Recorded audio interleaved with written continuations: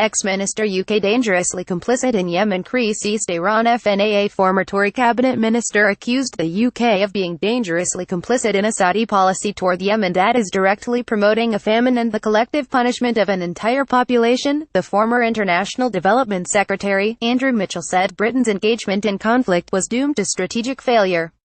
He warned of a humanitarian catastrophe the likes of which we have not seen in decades. Guardian reported, a Saudi-led coalition has conducted bombing missions in Yemen with arms and military support from the US, UK and other countries. Mitchell, who has visited Yemen, claimed Saudi Arabian policy violated international law. The British government insists it is pressing Saudi Arabia to lift the restrictions and negotiate a new inspections regime.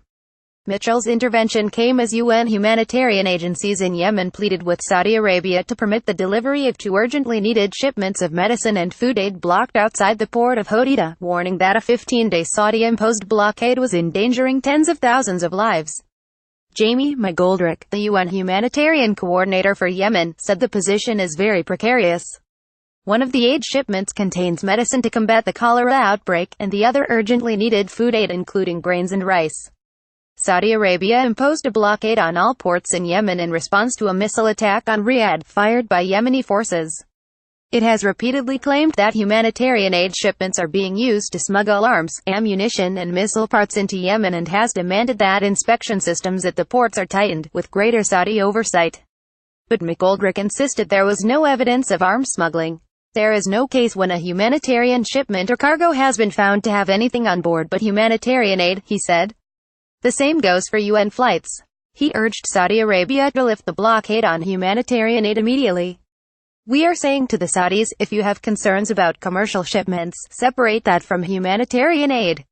Don't have a blanket ban in these ports. Antonio Guterres, the UN Secretary-General, has sent officials to Riyadh to urge the Saudi government to lift the blockade for humanitarian aid, but as yet no progress has been made.